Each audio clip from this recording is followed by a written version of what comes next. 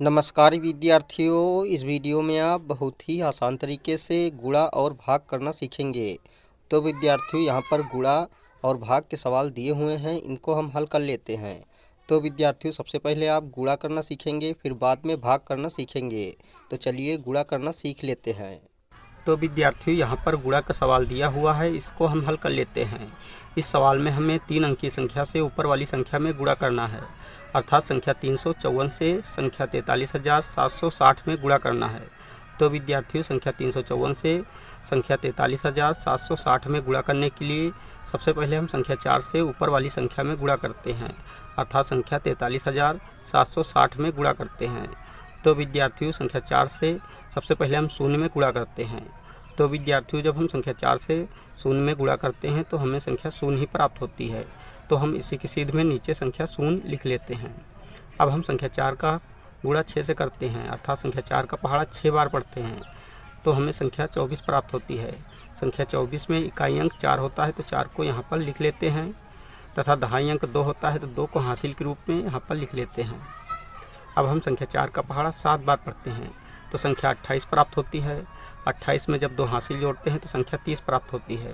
संख्या 30 में इकाई अंक 0 होता है, तो 0 को यहाँ पर लिख लेते हैं, तथा दहाई अंक 3 होता है, तो 3 को हासिल के रूप में यहाँ पर लिख लेते हैं। अब हम संख्या 4 का पहाड़ा 3 बार पढ़ते हैं, तो हमें संख्या 12 प्राप्त होती है। 12 में जब 3 हासिल जोड़ते हैं तो संख्या 15 प्राप्त होती है।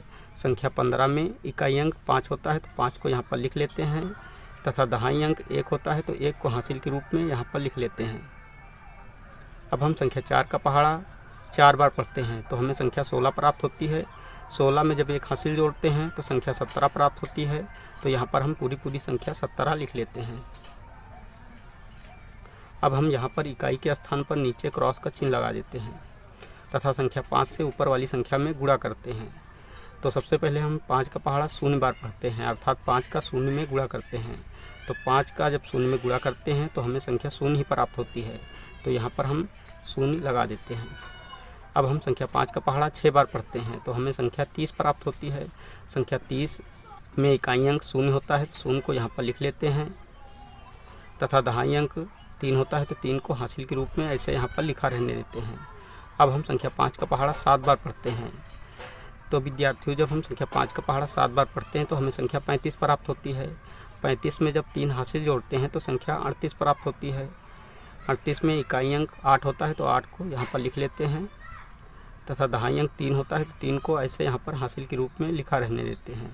अब हम संख्या 5 का पहाड़ा 3 बार पढ़ते हैं, तो संख्या 15 प्राप्त होती है। 15 में जब 3 हासिल जोड़ते हैं तो संख्या 18 प्राप्त होती है। संख्या 18 में इकाई अंक 8 होता है, तो 8 को यहाँ पर लिख लेते हैं, तथा दहाई अंक 1 होता है, तो 1 को हासिल के रूप में ऐसे यहाँ पर लिखा रहने देते हैं। अब हम संख्या 5 का पहाड़ा 4 बार पढ़ते हैं, तो हमें संख्या 20 प्राप्त होती है। 20 में जब 1 हासिल जोड़ते हैं तो संख्या 21 प्राप्त होती है, तो यहाँ पर हम पूरी संख्या 21 लिख लेते हैं। अब हम यहाँ पर इकाई व दहाई के स्थान पर क्रॉस का चिन्ह लगा देते हैं, तथा संख्या 3 से ऊपर वाली संख्या में गुणा करते हैं। तो 3 का पहाड़ा 0 बार पढ़ते हैं, अर्थात सबसे पहले 3 का 0 में गुणा करते हैं।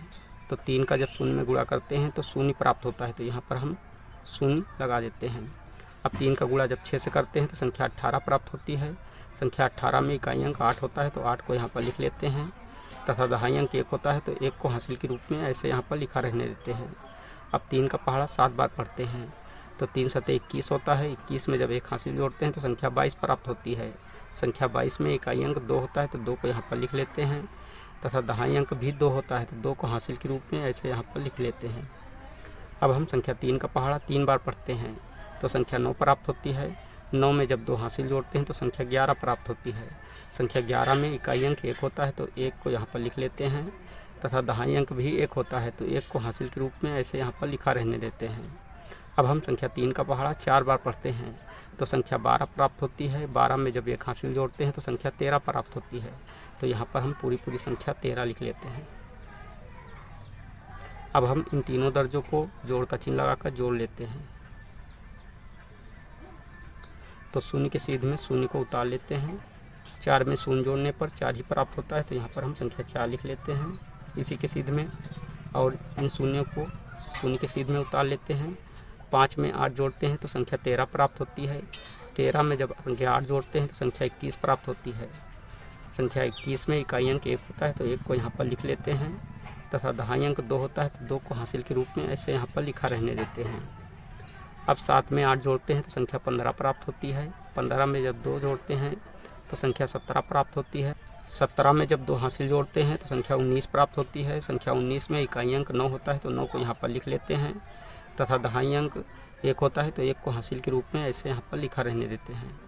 अब यहाँ पर 1 में 1 जोड़ने पर संख्या 2 प्राप्त होती है, और 2 में जब 1 जोड़ते हैं तो संख्या 3 प्राप्त होती है। 3 में जब 1 हासिल जोड़ते हैं तो संख्या 4 प्राप्त होती है, तो यहाँ पर हम संख्या 4 लिख लेते हैं। 2 में 3 जोड़ने पर संख्या 5 प्राप्त होती है, तो यहाँ पर संख्या 5 लिख लेते हैं, और इस 1 को इसी की सीध में ऐसे उतार लेते हैं। तो विद्यार्थियों इस प्रकार संख्या 354 से संख्या 43,760 में गुणा करने पर गुणनफल 1,54,91,040 प्राप्त हुआ। तो विद्यार्थियों इस प्रकार गुणा करना सीख लिया है, अब हम भाग करना सीख लेते हैं। तो विद्यार्थियों यहाँ पर भाग का सवाल दिया हुआ है, इसको हम हल कर लेते हैं। इस सवाल में हमें संख्या 14 से संख्या 45,380 में भाग करना है, तो भाग कर लेते हैं। तो विद्यार्थियों संख्या 14 से संख्या 45,380 में भाग करने के लिए सबसे पहले हमें संख्या 14 का पहाड़ा इतनी बार पढ़ना है कि संख्या 45 से अधिक न हो, इसके बराबर रहे या इससे थोड़ा कम हो। तो विद्यार्थियों जब हम संख्या 14 का पहाड़ा 3 बार पढ़ते हैं तो संख्या 42 प्राप्त होती है, और जब हम संख्या 14 का पहाड़ा 4 बार पढ़ते हैं तो संख्या 56 प्राप्त होती है। चूँकि संख्या 56 45 से अधिक है, इसलिए यहाँ पर हम संख्या 14 का पहाड़ा केवल 3 बार ही पढ़ेंगे। तो यहाँ पर हम संख्या 3 लिख देते हैं, अर्थात संख्या 14 का पहाड़ा जितनी बार पढ़ते हैं उतनी संख्या यहाँ पर लिख देते हैं। संख्या 14 का पहाड़ा जब 3 बार पढ़ते हैं तो संख्या 42 प्राप्त होती है, तो संख्या 45 के नीचे संख्या 42 लिख देते हैं। अब संख्या 45 से संख्या 42 को घटा देते हैं, तो घटाने पर घटाओ 3 प्राप्त होता है, तो यहाँ पर हम संख्या 3 लिख देते हैं, और यहाँ पर क्रॉस का चिन्ह लगा देते हैं, क्योंकि 4 से जब 4 घटाते हैं तो घटाओ 0 प्राप्त होता है। अब हम इसी के सीध में अगली संख्या अर्थात संख्या 3 को 3 के सीध में इस संख्या 3 के ठीक बाद उतार लेते हैं। तो विद्यार्थियों इस प्रकार नई संख्या 33 प्राप्त हो जाती है। अब हम पुनः संख्या 14 का पहाड़ा इतनी बार पढ़ते हैं कि संख्या 33 से अधिक न हो, इसके बराबर रहे या इससे थोड़ा कम हो। तो विद्यार्थियों जब हम संख्या 14 का पहाड़ा 2 बार पढ़ते हैं तो संख्या 28 प्राप्त होती है, और जब हम संख्या 14 का पहाड़ा 3 बार पढ़ते हैं तो संख्या 42 प्राप्त होती है। चूँकि संख्या 42 33 से अधिक है, इसलिए यहाँ पर हम संख्या 14 का पहाड़ा केवल 2 बार ही पढ़ेंगे, तो यहाँ पर संख्या 2 लिख देते हैं। संख्या 14 का पहाड़ा जब 2 बार पढ़ते हैं संख्या 28 प्राप्त होती है, तो संख्या 33 के नीचे संख्या 28 लिख देते हैं।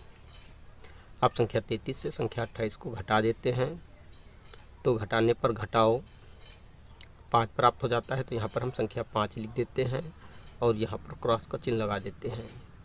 अब हम इसी के सीध में अगली संख्या अर्थात संख्या 8 को 5 के ठीक बाद उतार लेते हैं। तो विद्यार्थियों इस प्रकार नई संख्या 58 प्राप्त हो जाती है। अब हम पुनः संख्या 14 का पहाड़ा इतनी बार पढ़ते हैं कि संख्या 58 से अधिक न हो, इसके बराबर रहे या इससे थोड़ा कम हो। तो विद्यार्थियों जब हम संख्या 14 का पहाड़ा 4 बार पढ़ते हैं तो संख्या 56 प्राप्त होती है, और जब हम संख्या 14 का पहाड़ा 5 बार पढ़ते हैं तो संख्या 70 प्राप्त होती है। चूँकि संख्या 70 58 से अधिक है, इसलिए यहाँ पर हम संख्या 14 का पहाड़ा केवल 4 बार ही पढ़ेंगे, तो यहाँ पर हम संख्या 4 लिख देते हैं।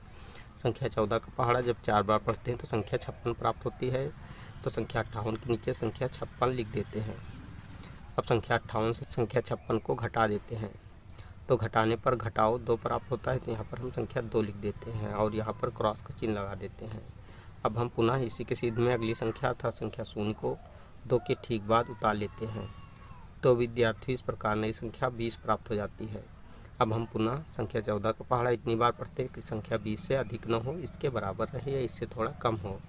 तो विद्यार्थियों जब हम 14 का पहाड़ा 1 बार पढ़ते हैं तो संख्या 14 प्राप्त होती है, और जब हम संख्या 14 का पहाड़ा 2 बार पढ़ते हैं तो संख्या 28 प्राप्त होती है।